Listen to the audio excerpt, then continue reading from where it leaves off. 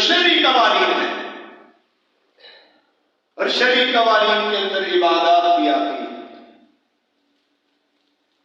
اور سب سے اہمیت کے لحاظ سے جو سب سے اوپر ہے وہ ہے ایمان، اللہ پر ایمان۔ نمبر 2 اخلاق، نمبر 3 شریعت، لاز، قوانین جو اسلام نے بتائے، اور ان کے مختلف اہداف ہیں چھوٹے چھوٹے جن کے ذریعے ہم ان مقاصد تک پہنچ سکتے ہیں، اور ان کے جو بڑے مقصد ہیں وہ بھی علماء نے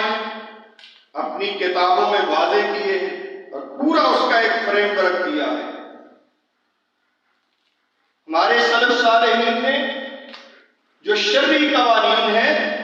ان کو 3 حصوں میں تقسیم کیا۔